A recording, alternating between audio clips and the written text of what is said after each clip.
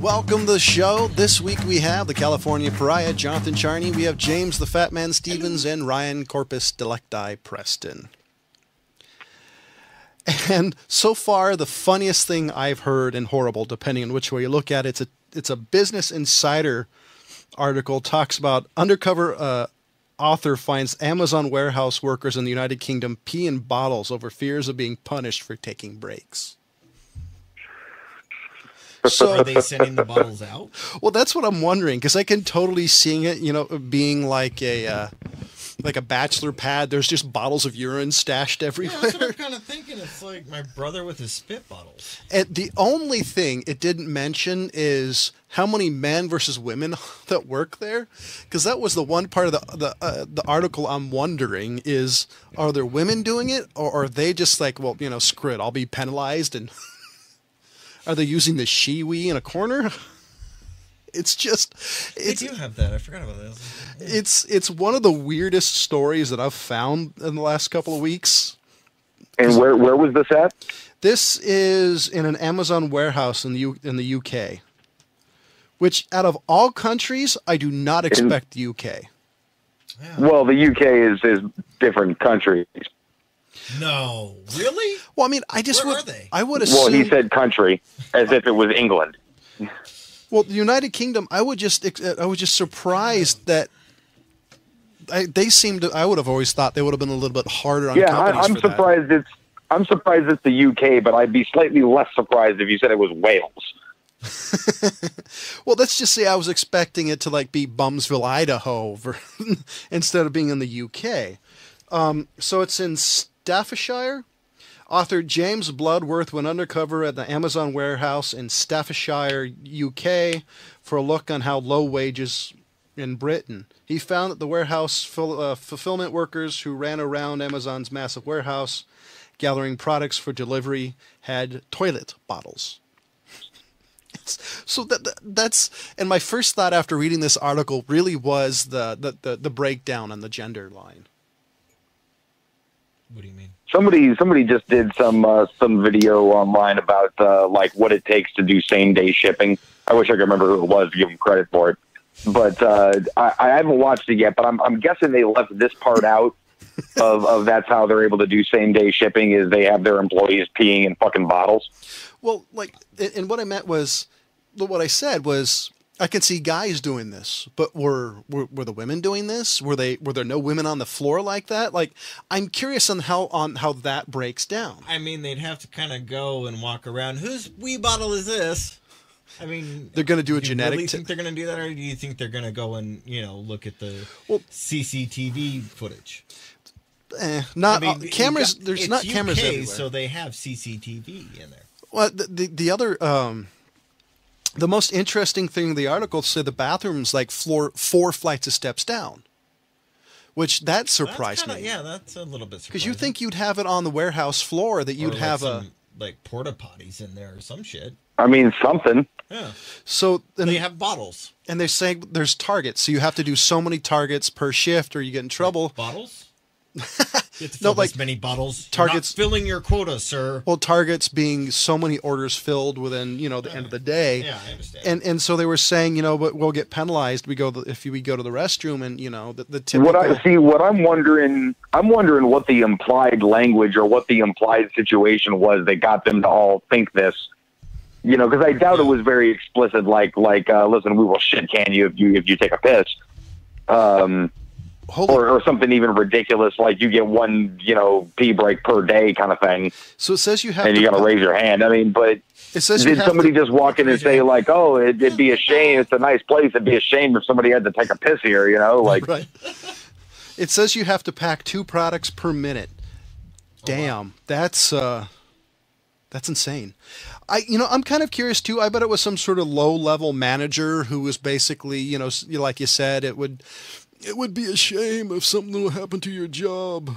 Like some sort of stereotypical gangster from the 50s. Well, the 2 packages a minute thing, I guess when you got to run down 4 flights of stairs, I mean, you got to now do 3 a minute for X amount of minutes. That can add up pretty quickly. So yeah. Oh, that's a. Yeah, but there's no state designated breaks in these places, or Oh, I'm sure there are. It's the UK. It's quite a socialized system. if the United States of all countries, like as far as first world countries, has mandated break periods, I'd be really surprised if England didn't. Yeah, that would be a very surprising thing to me as well. So, I got another article. Yeah, you guys... I have one. So another one. This is off of the Blaze, but I thought it was hilarious. So the headline, what? This thing's like falling. It's like it's not heavy. So woman calls cops. Isn't the Blaze like some bullshit fucking news site or something? It's the Onion. It's Glenn Beck's news network. I don't generally read it, but the headline made me laugh. Woman calls on cops on man playing with his kids at park because she was afraid of his pro-gun shirt. So it's one of these, it's one of these pro-gun shirts that says, where is it? I have the picture on the article. Basically, it says, if you have a problem with my gun rights, get lost or something like that. And I guess it says on Saturday, Blue Lives Matter reported that the man's shirt was not only upsetting the woman, but reportedly others in the vicinity as well. Troy Johnson was visiting... Where was this again? I don't remember. Oh, Texas. It was visiting a Benbrook, Texas playground with his two daughters to play in late March. Let's see. Where's the shirt? I figured I might get some comments or looks. Johnson told Blue Lives Matter, but I was legally exercising my First and Second Amendment rights. Just hilarious that somebody was so upset by a T-shirt. I used to wear a ton of pro-gun shirts, but well, look, people are recreationally upset by anything they want to be upset by, But I'm always obviously gonna fall on the free speech side. You know what I mean? Yeah, but why call on a T-shirt? Is he? And they called the cops. Yeah. Who was the operator on that? What is the purpose of your phone call? So she called on the police. She called the police and said there's a suspicious person who had a gun holstered to his chest wearing an offensive T-shirt to the cops. I'm just fascinated because I've never read a T-shirt ever and go, that's offensive. Unless it's overly graphic and it's an area with a lot of children. I don't consider guns graphic, but if it was like a girl with her boobs hanging out, I might say, hey, dude, you need a better choice of T-shirts. Yeah. Or those big Johnson shirts. But with a gun, it's like, and it's in Texas. But no matter what the T-shirt, I've seen purposely offensive T-shirts, but my instinct isn't to call the cops. Right? My whole thing would, if I was her, like, well, maybe I should visit a different, I'll go somewhere else. I don't like this. Or right. You're in a public place. You have no reasonable expectation that somebody has to abide by your fucking moral code. Is she calling on people wearing the burqas? Really? That's... Yeah. If you're going to call on ridiculous shit, call on everything. It's just hilarious. Racist. Because I don't believe somebody called the cops on a T-shirt. Well, no, call that time, James. You want to call that time if there's rapists. Especially if they're doing out in the public. You racist. On a kid's playground. Yeah. You don't want to let that one go. Yeah. It's almost like some guy taking his 6-year-old to the Deadpool movie. Yeah. What's wrong with that? You gotta have actually his 6-year-old or someone else's. It's gonna have a lot of questions of why that man was just go down to the park. Hey kid, do you want to go see Deadpool? I just wish I heard the conversation about, Daddy, why was that woman in his underwear and he was on top of her for 45 minutes? Which Deadpool did you watch? Yeah, well, I'm exaggerating. It was like 5 or 10 minutes. When he had, sex around. What Deadpool were you watching? That's what I'm saying. Really, it's in the Deadpool movie. 5 or 10 minutes. It was like 5-minute scene. You know how long 5 or 10 minutes is? Yes, because I remember thinking, "Damn, isn't this scene over with? Let me see the killing and fun stuff." Not. Trinity's death. Not Morena Baccarin being sexy. Are you fucking kidding me? I wanted that movie could have been about him and Morena Baccarin being sexy, and I'm all in. I wanted more Deadpool. It's like, come on. I wanted to see. I went in there for death and dismemberment, not some chick in her underwear. All right. Yeah, but that chick in her underwear was Miranda Picard, and so all's forgiven. So did you guys know As you can tell, I'm a fan. Didn't You notice. don't say. Wait, who are you a fan again? Hey, ever since Firefly, man. Love that chick. She's hilarious. Yeah, but she's the whore in Firefly. No, she's a companion. That's what it is. Her fucking her and Mel's relationship was goddamn comedy. Oh, okay, so did you And guys what's know... wrong with whores? You say that's like it's a bad thing. Some of my best friends are whores. If you don't mind getting an STD for a living. You're your own best friend? I don't do that for a living anymore. Oh, okay. All right, well, yeah, you're paid to play with corpses. They stopped. They were always stiffing them. So did you guys know today this month is Exotic Meat Month? Exotic meat? Month, yes. Still sounds like Ryan's former employment. I just want to know what these hipsters are coming up with this shit for. But anyways, so in North Carolina, Bold City Burger and Brewery is making burgers with everything from alligator to iguana, python, bison, turtle, and insects. Iguana sounds disgusting. And one of their burgers that is $30. They do a pasture-raised beef burger topped with Gruyere cheese, chili sauce, and an oven-roasted tarantula. Just sounds disgusting. Whole. Legs, everything. Now, I've seen the picture. I'm into trying a bunch of different shit, but I really don't want to have a tarantula with my burger for $30. I had. Ryan, would you try that? No, I'm not really into that sort of thing. I was gonna say I'm into whatever kind of exotic meat you can think of. That's what I was trying to think of. Like, okay, well, it's not just venison because I don't really consider that an exotic meat. Yeah, I would say. I mean, are we talking baby seal exotic? Like what's our line here? Why don't you do baby seal things or some shit? I would say a tarantula. I would say for most people, venison is an exotic meat just because it's not something nowadays. You don't have a whole lot of hunters. True. So I would say I'd say as far as the whole, the average person, I don't think we do. Like that. I think the same amount of people that hunted 30 years ago is the same amount of people hunting today. Yeah, because you grew up in a household where hunting wasn't looked down on. And, if anything, there's more people probably trying it from suburban lifestyle. See, the great thing about these days, and I'm not like, I'm definitely not one of those like, oh, in the good old days are bullshit. There's actually a bullshit episode about it. It was great.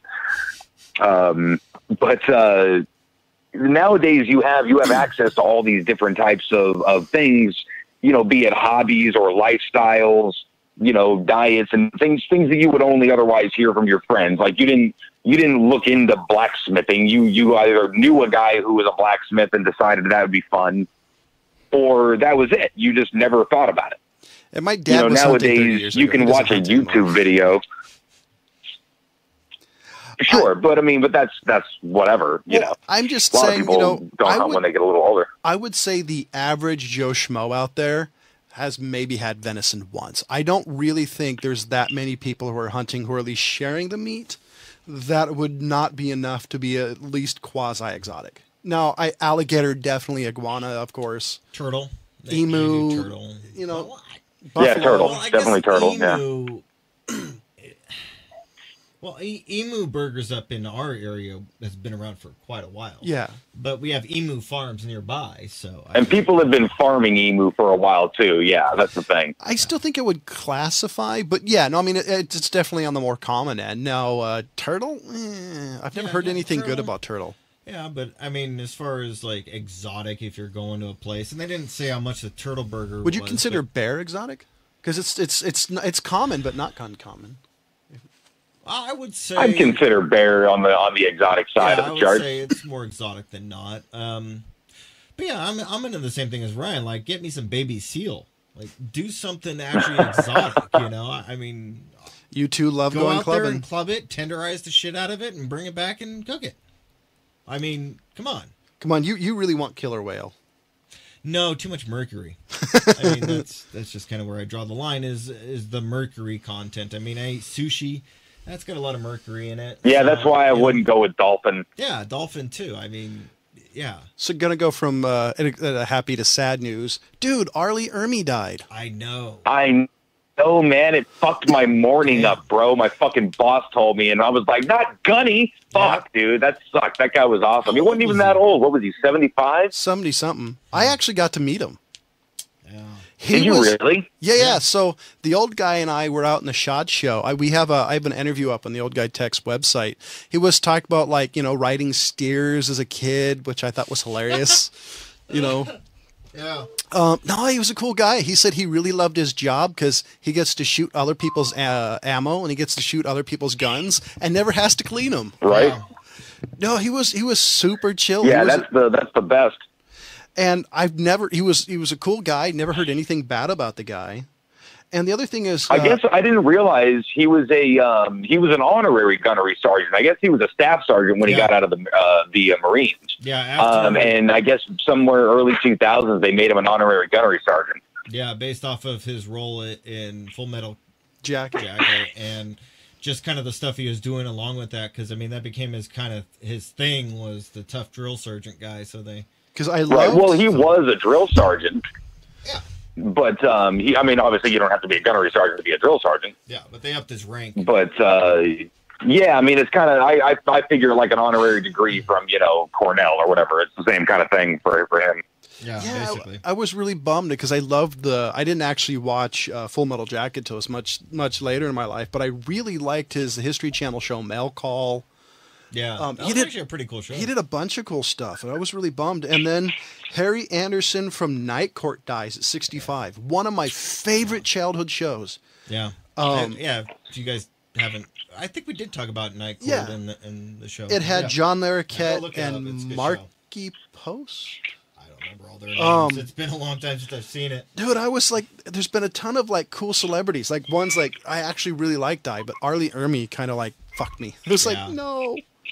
Yeah, one of the most iconic roles in any movie is the boot camp section of Full Metal Jacket. That's still my favorite. That's my favorite scene of the entire movie. I like the beginning more than anything else. Yeah, that's what everybody says. Is you watch Full Metal Jacket from start to beginning the first time, and then after that you watch until boot camp's over.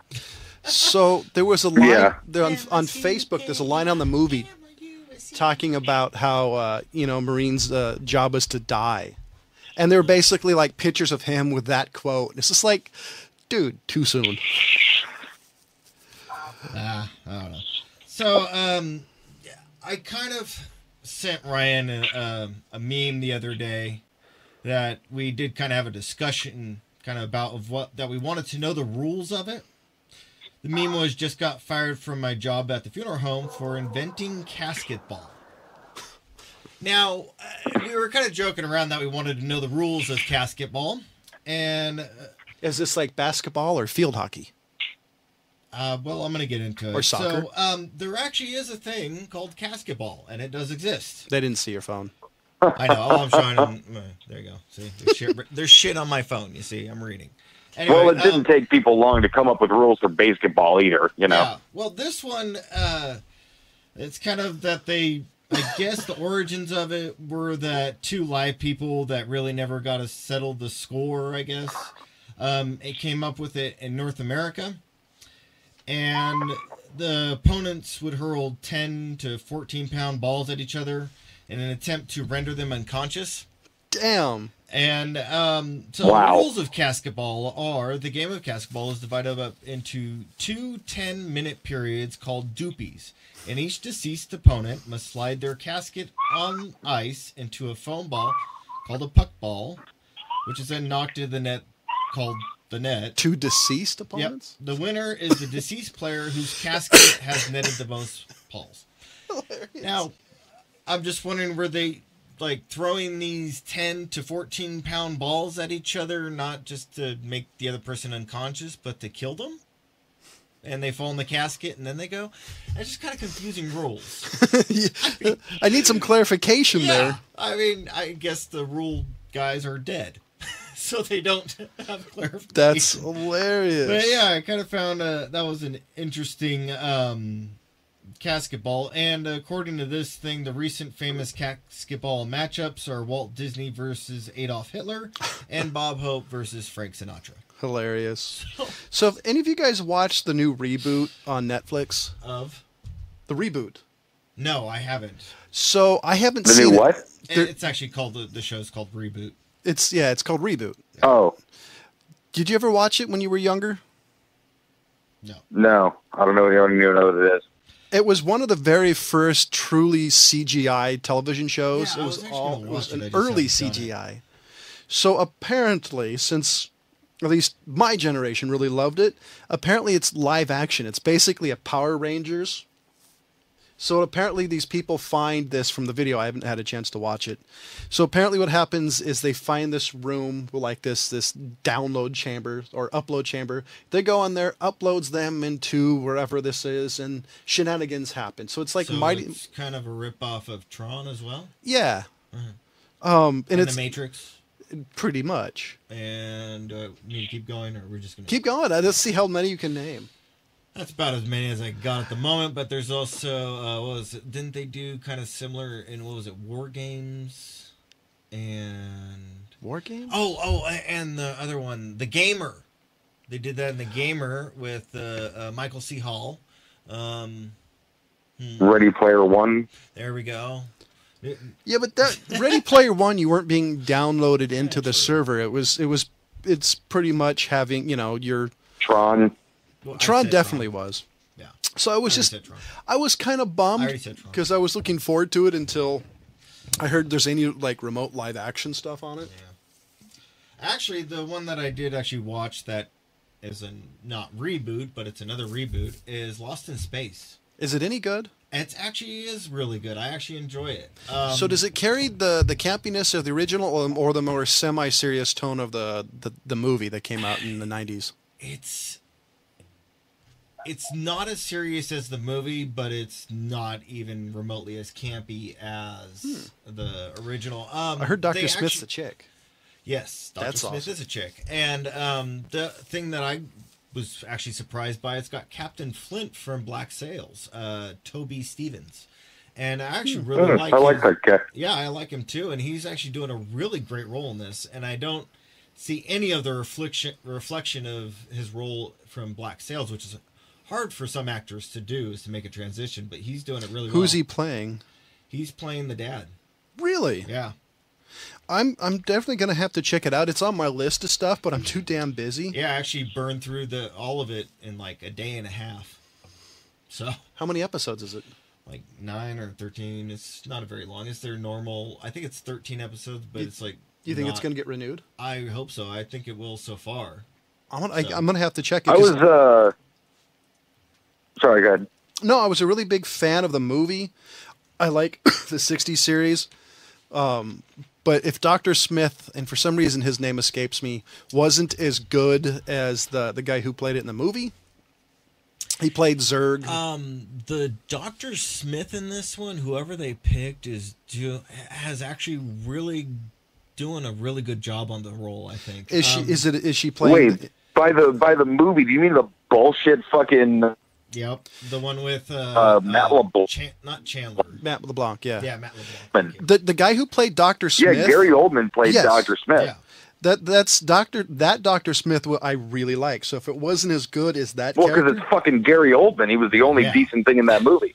but that movie was the beginning of it had a more serious tone. That's why I was comparing it, because the original was so campy because of the era. It would be hard to take that one even remotely serious. The thing I really got to say is the star of the entire series to me Is it the kid? is what they did with the robot. What they did with the robot is actually really cool. I won't spoil it for any of you guys. but Really? you guys, I'm really impressed in what they developed the robot into in this one. So, I'll as have far as to- I'm concerned, There is all a the show. actors do really well except for one, but she's not a main character, and that's the only actress in the entire series that I think sucks. So, yeah, but she's not a major character. I'm curious. So do they leave Earth to colonize a new planet like the movie, or are they just exploring? They were in the process of getting to another planet that's being colonized. They kind of did the space station kind of So it's midway type thing, and that's where Okay. everything I happened. don't remember what the 60s reason was. Yeah, I don't But really remember that either. the 90s movie was, the planet was dying, so that's, blah, blah, Well, blah they kind of do have shenanigans. the planet is dying and overcrowded type thing, but But that's Yeah, it's not that's a ton of sci-fi, yeah, so so it's not really a big, big deal. drawback. Yeah. What were you saying, Ryan? I was going to say there was another show that I had just I had scrolled past it a few times because I'm still a bit apprehensive on doing like the Amazon originals or the Hulu originals, that kind of stuff. I'm slowly kind of working my way in. Marvelous Mrs. Maisel was fucking fantastic, and that was on Amazon. I actually did But like that one too. But Yeah, it was fucking good, man. But the one that I had scrolled past a few times, I didn't really even give it a chance to kind of read what it was about. I just kind of whipped by it. It's a show called Patriot, and I heard somebody talking about it on another show I was listening to earlier. And I went on and I read the description, and I was going to try to talk my girlfriend into watching it after we're done with this thing. Question, but hold on. It's I want to guess. Is it close to? Is it in between the Steven Seagal and Mel Gibson movies with the same name? No, that's why because that's the sort of the imagery that was evoked when I scrolled by Patriots. So I was like, whatever. But the basically what it is a intelligence operative. I think it was in order to stop Iran from going nuclear. Yeah, in order to stop Iran from going nuclear, he goes on the knock list and works at some fucking Midwestern like pipe fucking firm or something like that. Like he just starts like some middle class Midwestern job, presumably in Indiana or some shit like that, while he's secretly trying to stop fucking presumably World War III, I suppose. why stop it? Why? I actually haven't heard of that one. I've heard of it. Yeah, neither had I, but it's gotten great reviews so far. So I was talk. going to check it out. So talk about stuff like that. What do you think about Netflix being banned from competing at Cannes and similar festivals because they're not releasing their films to theaters? I think that's bullshit. I really do.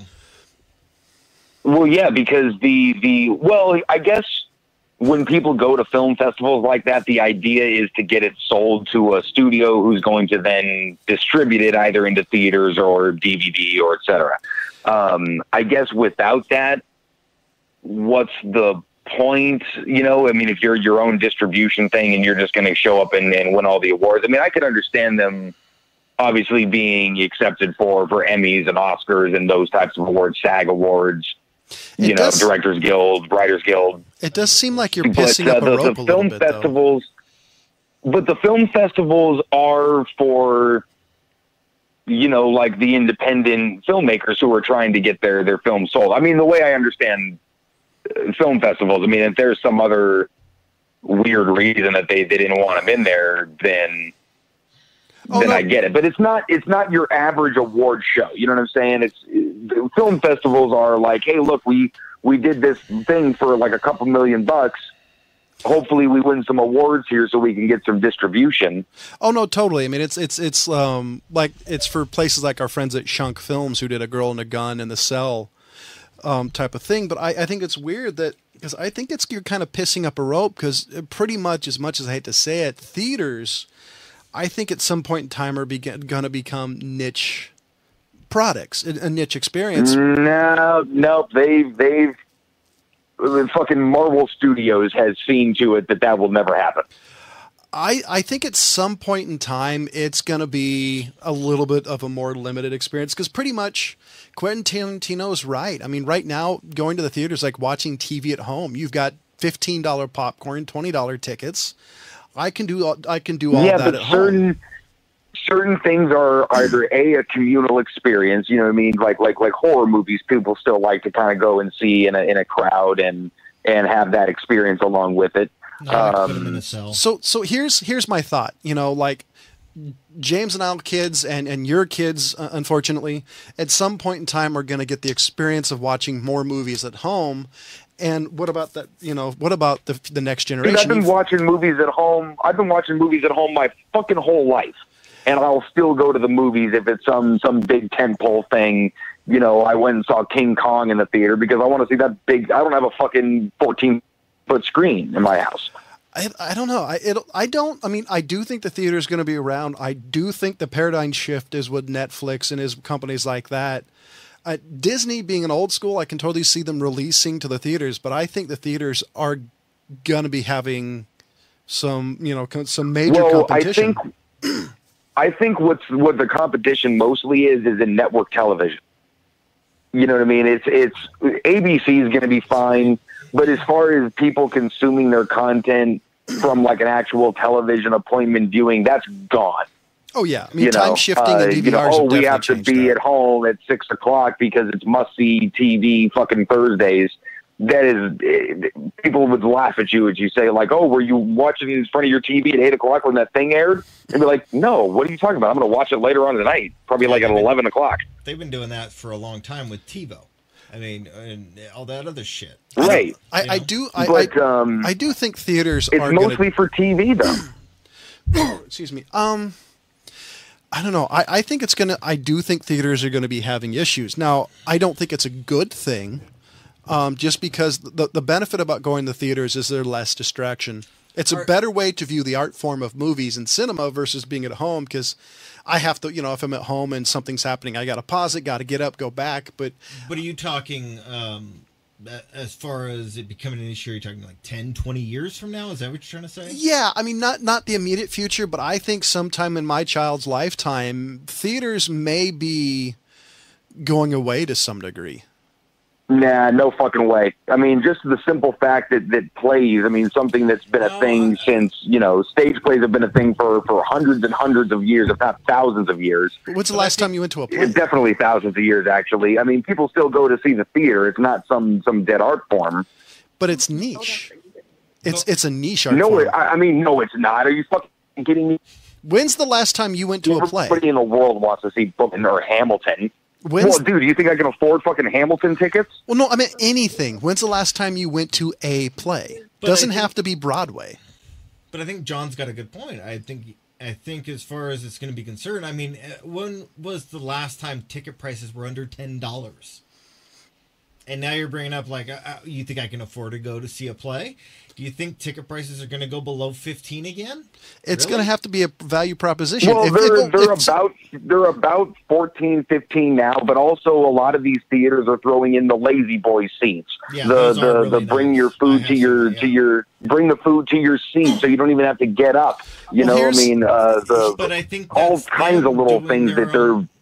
But I think that's them realizing that their type of business is on the end of not being as common as it was. Well, here's the reason why. Like when I was a kid, it's $5-8 for a ticket, and for 4 people, it was a cheap afternoon. Now, if you have a family of 4, you're spending $100 almost anywhere between, I'd say, $50 to $80. $5 or $6 a ticket. That was for matinees.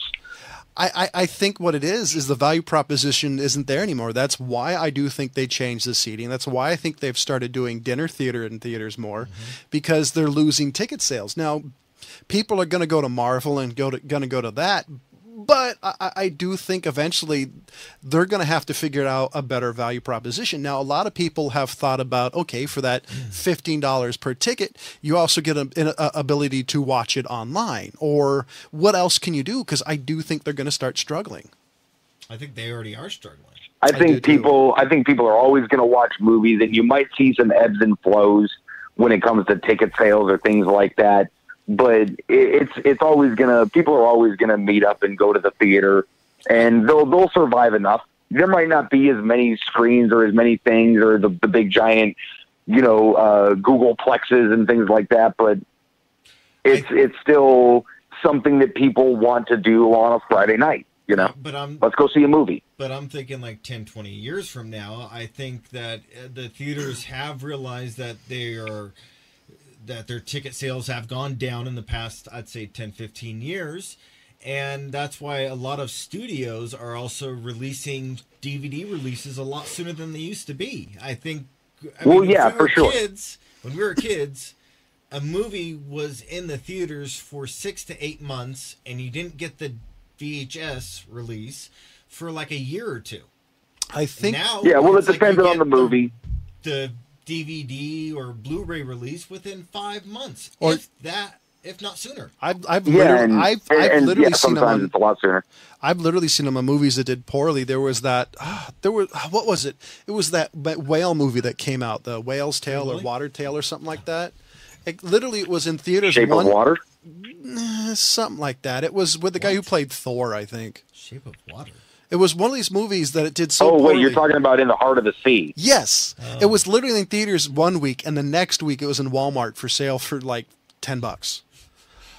Here's the funny thing: I fucking like that movie a lot. I want to see it. I just don't have time. My list is getting It's bigger. fucking good, man.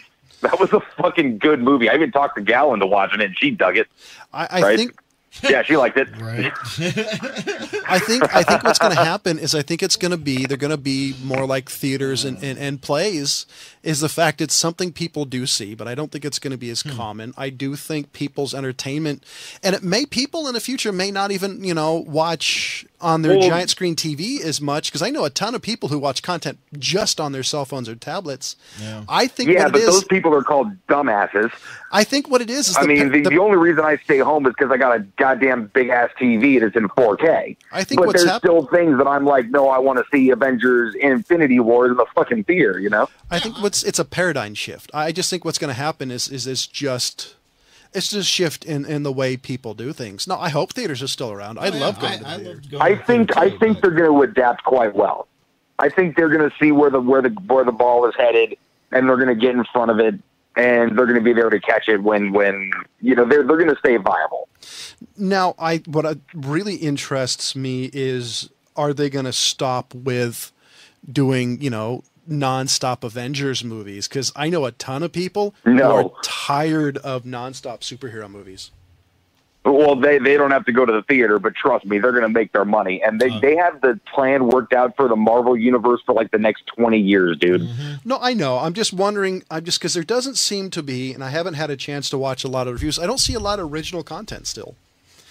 I want more original movies. You got stuff like The Shape of Water and the 3 Billboards of Ebbing, Missouri. And I mean, those are all, I'm sure based off of novels or what have you, like they always are. But I mean, that's the thing, is that hardly anything under the sun is new anymore. I mean, even back when we were kids, you just didn't know it was based off of some high, best-selling novel or something like that. Shawshank. I mean, we called that an original movie. It was a book. It was actually a novelette. All kinds of things. It was a short story. Whatever. You know what I'm talking about. Yeah. It was pages that had words on it that told the story. Well, yeah, no, I mean, nothing is new, but I think what it comes from is I'm tired of superhero movies. I want something different. Like, you would never find, like, say, example, when I was a kid, I loved Driving Miss Daisy. You would never see that in the theaters now, because it probably wouldn't make as much money versus why spend the money to invest in that when you can spend, make a Marvel movie and make quadruple your money back worldwide. Well, see, that's the thing, though, is that nowadays it seems like these studios, and obviously I'm just fucking armchair quarterbacking or commentating here. It seems like these studios they're making these big giant movies. They're doing Avengers, well, one, because people want to see the shit, regardless of if a few people are like, I'm tired of it, you motherfuckers will come back around, you watch. But they're doing it so this thing makes $300 billion. And then they're able to make something like 3 Billboards, you know what I mean, with Frances McDormand, who's an amazing actress, but, is not going to get the kind of air time. It's not going to be in the theater for 4 weeks on end. It's going to have a pretty limited run, win all the awards, and then people will catch it on DVD later. Avengers is people still do watch real movies. Avengers are pretty much the Call of Duty of movies. I mean, they release them every year, and most people are going to play it or buy it, but it's always going to be like, it was entertaining. But most people are going to play it or buy it because they're good. I don't know. Okay, I don't like the Call of Duty games because they're so derivative, but Corsair Avenger movies, really. Well, I don't like them because they're not derivative. They're just repetitive. It's the same thing over and over again, and I don't understand how people can play those things for years and years. You know, I get tired of running through the same maps over and over again. But I would say, though, you know, we're not talking about a story narrative like Fallout or the Elder Scrolls. I'll fucking play those games as long as they keep making them. See, Fallout doesn't really have that deep of a story narrative versus it's the ambiance and the atmosphere. It's sort of a sandbox. Yeah, but I mean, it's you're going there because it's a post-apocalyptic world, and everybody loves a post-apocalyptic world that they can visit and then go home and go. No, but it is a narrative though. But it's a narrative that partly you're creating in your own mind. You know what I mean? It gives you enough of a framework where you can sort of interpret these decisions based off of your own personality. So you're the main character in the story. True. You know, and there's certain games like the Far Cry series. You are a character. You have a specific goal. There's a specific, you know, end to that goal, and that's what you're doing. You know, like you don't have the choices like you do, or hey, I'm going to play this like a nice guy. I'm going to play this like an asshole. I mean, I've read stories about people who literally never killed anybody in Fallout 4. I'm not quite sure how you do that. What? Exactly. They took a complete pacifist approach. How long did it take them to beat the game? That's all I want to know, because that must have taken them forever. Probably a lot of saving and going back and redoing dialogue. So, have you seen the new Tomb Raider movie? I have not, but I really want to though. Oh man, I've been dying to see it, and it's one of those things that I can't get away on the weekends anymore. Is it out in the theaters right now? Yeah, as far as I know, I thought it was. No shit. Oh, okay. Yeah, I haven't looked at my theater fucking schedule in a while. I don't know what's that anymore. Because I really want to see it. I mean, because that's one of the few movies I say in the last year that was on my list of things, just because I want to see a good female lead who's not the stereotype. Like, the Angelina Jolie was the typical, oh, it's an attractive woman with big boobs and action, you know, very thin character, or none at all. So with the reboot of the Tomb Raider games, she's an actual character. So I'm really excited and jonesing for a really decent female lead. That's why I liked Wonder Woman so much, because you actually had a pretty decent main character. You just having a crush on Israelis. That helps, but I was really impressed with Wonder Woman. I mean, it wasn't what I was expecting. You had a strong female. Yeah, I really enjoyed that flick too. But you know, it wasn't my favorite of the ones that's come out. But, yeah, but I mean, you had a strong female character who wasn't necessarily stereotypical. Her outfit is, but that's the comic book. That they went more of the not kid Wonder Woman experience type thing. So yeah, that's kind of what I they did some of the comic book cliches, but they actually had her be a badass, like she's presented a little bit in modern media. Like the stereotypical one was, you know, you bind her wrists and no, she's a helpless damsel. There was none of that. Yeah, they're definitely. I mean, come on. I mean, this day and age, there's no way somebody's going to even pitch that in the fucking writer's room. But I'm kind of. But no, Wonder Woman. I mean, yeah, there's been a huge shift lately. You know, especially the last, call it 5, 6, 7 years of these incredibly strong women characters. I mean, you know, look, a lot of women would argue, like, oh, she's only strong because she's out there killing people and doing all the man stuff. Like, okay, granted, you know what I mean? You have something like Atomic Blonde. It's like, all right, now we're watching a chick kick some ass. But I mean, it still it's, I know, right? But it still is that. I mean, you know, regardless of. That's an interesting narrative. I mean, like a guy just, you know, doing, you know, raising his kids well. That's not an interesting fucking story unless it's really funny. So, yes, a strong woman character, it still needs to be an interesting story, and interesting stories to us are, you know, hey, let's blow some shit up.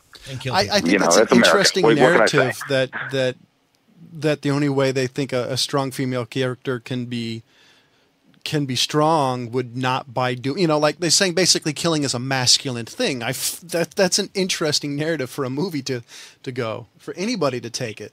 But do you bleed? Jeez. You will. That's no, I got it. I just refused to answer.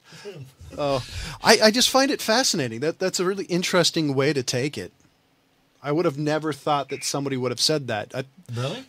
the only thing that I'm not really fan of right now, as far as strong female leads, is they're talking about making the next Indiana Jones a woman. Now, here's my take, and I don't mean to, I don't make the I thought they just did with Tomb Raider. Well, but exactly. Here's the no, I agree. I heard they want to reboot it. So if it's a true reboot of Indiana Jones, I'm 100% against it because I'm kind of a purist to the character. Now, if it becomes his daughter or a student or something, like completely remove the fourth one, I'm You know cool what with though? that. I was watching this thing the other day about comic books. It was basically kind of like a Superman, sort of where it came from, and they've actually. Basically, the point that I'm trying to get to, they've actually had to reboot these things many times because when you have so much knowledge about a particular character and so much canon, I mean, over damn near 100 years. I mean, we're talking 80 years, some odd, for Batman and Superman. Yeah. Maybe a little. Yeah, so I think the medium, right, longer on Superman, but you have this long period of time with these superheroes, so. You can't just say, hey, what was true in the 40s is still true in 2018. You have to kind of like, okay, look, that's this chunk of Superman, up until like the 70s or the 80s. And then they rebooted it. And then now that's that chunk of Superman. And now they're going to reboot it. And there's the new 52. And, they did the same thing with Batman where they kind of not threw out the old canon, but they retired it. As far as the new storytelling. I think the difference so I understand, okay, you can't do Harrison Ford. Here's what I'd be really pissed for. If they replaced Harrison Ford as Indiana Jones and said, hey, this is your new Indy. Yeah. I'm actually fine with them just rebooting the character. Hey, here's a woman. This is a new thing. Her name is Indiana Jones because whatever, it was the dog's name. I don't like that. I want it to be a male character because honestly, if Jennifer Lawrence was the new Indiana Jones, I'd be irritated versus... See, when they reboot Superman, Superman's still a guy. Just because that's just the purest I am to the story. Now, I want a reason. But that's my point is you can still be a purist to the old Indiana Jones. I mean, are you a purist to fucking Crystal Skull? Because I don't even consider that as part of the fucking story. No, I'm talking about the trilogy. The fourth one should have never been made. I'm not really. You're not really a purist either. You know what I mean? If you want to be a purist to 1, 2, and 3, like I am, and like James is, I'm sure like America is, then fine, jump on the bandwagon with us. So if Jennifer Lawrence was, here's a question: if Jennifer Lawrence, or like, cause she's still the hot Hollywood actress, was going to be declared the new Indiana Jones, would you see it? Sure. 100% reboot, and it's done in 100% reboot. I'll watch it. And it was done in 2018. No 1930s. That's done. Yeah. Oh well.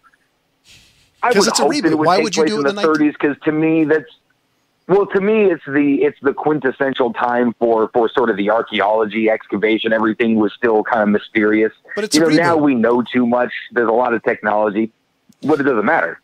It's a reboot, so they're going to go away from. Now, probably what they're going to do is they're probably going to do not necessarily. They're probably going to go. They rebooted Murder on the Orient Express. They took place in the whatever fucking time period that was. Yeah, I haven't seen it yet. I'm more cool with them doing that it more example. like it wasn't that good of a movie. Okay. Really? That sucks. I really wanted more of like the reboot of Indy being a guy, kind of treat it like they did James Bond. But you've seen that movie though. Yes, like I said, I'm an obnoxiously purist when it comes to the source material. But they never made Superman a woman. They made Supergirl. They made Wonder Woman. They never made Thor a woman. When they redid the new 52, I think Thor's a woman now. Well, no, but they literally gender swapped a few characters. No, what happened is Thor didn't become a woman. He lost his powers, became who his original name, and the Thor power was actually transferred to a different person, which allegedly was his well, there you ex-girlfriend. go. Natalie okay. I don't remember her name, but I think that was the actress who played her. Yeah, Natalie Portman is. See, that's why I'm like, if it was somehow related to Indy, or I don't know, something. I want a passing of a torch, but like I said, I know. Well, what would be the difference, though? It would matter. The way we were all introduced to Indiana Jones, was, you know, I mean, it was actually one of the greatest fucking character reveals of all time. I mean, when he's running through the thing, and then he comes out of the thing, and then he looks up, and his hat kind of reveals his face. Oh, if we had that same moment, and it was a chick, and she had just done some badass, hey, let's go find a fucking thing, you'd be in just as well. Yeah, I actually kind of agree with James and you. It's Tomb Raider. I mean, realistically, they can do it. I mean, I'm just a purist just because of how much I like the original movies. I mean, I totally admit it. I know I'm not the majority on this. I really do. Most people don't care as much as I do. I don't know. I think it is Tomb Raider. I think if they really want to redo Indiana Jones, they have to do like what Ryan said, where they freaking nail it off the bat.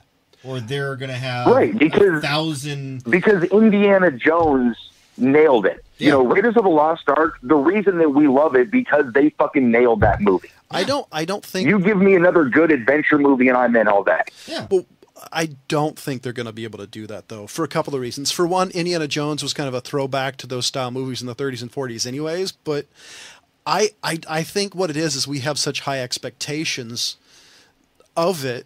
I mean, maybe it's just because I'm a big fan and a movie buff. I think it would be really hard to pull off because look at all the crap people are still saying about Star Wars.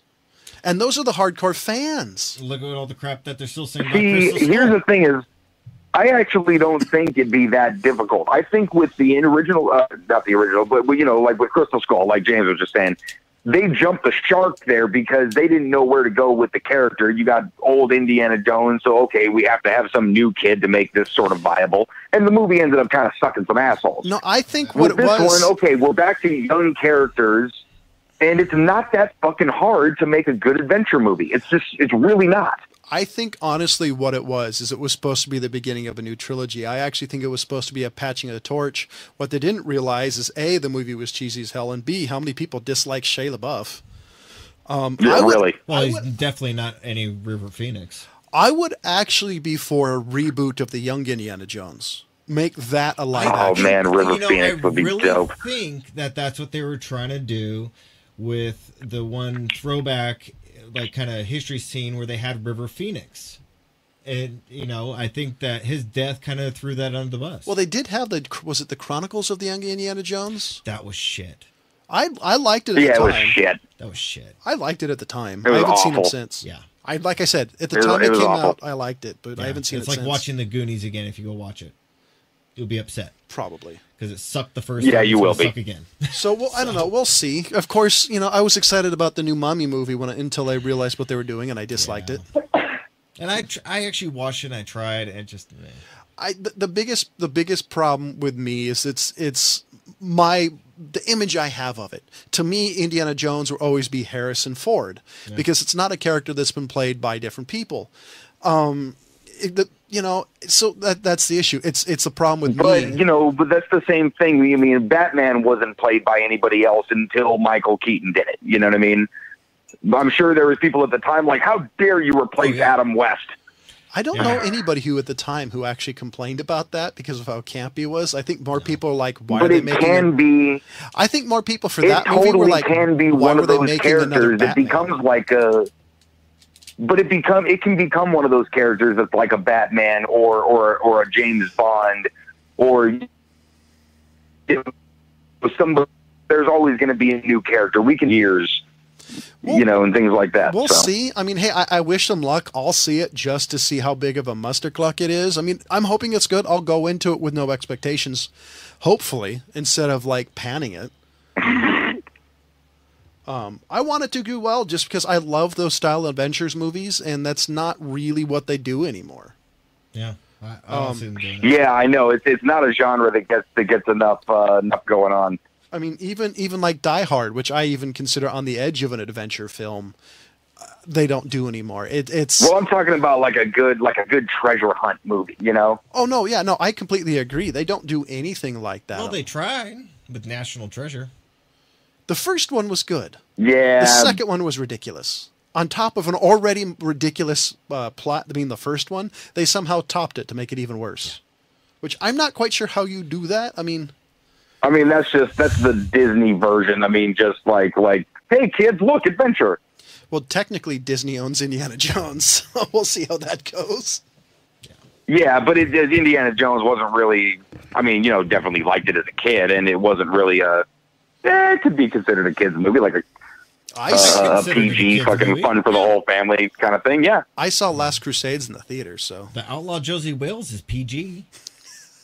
That's a good point. I'm not making it up. No, but PG. I Yeah, think that's PG had a different meaning back then. Yeah. yeah. Here's a rape scene with tit. Hell, but well, what was it? The Transformers movies, PG. For one word. Piece of garbage. I like Orson Welles. I'm looking forward to see what they do next, though, because I want them to do something. And if I have to force myself to like an Indiana Jones to get a good adventure film like that, I'll do it. That's why I want to see Tomb Raider, because Me too. Because I'm invested into the new games, because I love the new character. I love the way they made her look. She looks like a real person. She has some weakness to her, which I totally dig. A character having to overstep her weakness. I love that. I love the sort of reluctant call to adventure kind of thing. Like, fuck, I really don't want to do this, but whatever, I gotta get it done. Yeah, and she's not on Instagib. She has some vulnerabilities. So you have something to grab a hold of and say, come on, you can do it. You can do it. Versus, like the original Tomb Raider movies, she was, invincible, and you knew it. There was no weaknesses. I mean, they tried to feign it a little bit, but it wasn't played off that well. Yeah.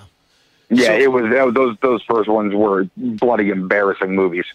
So, ladies and gentlemen, for Jonathan Charney, James Stevens, and Ryan Preston, the Mad Trio thanks you for watching. Goodbye.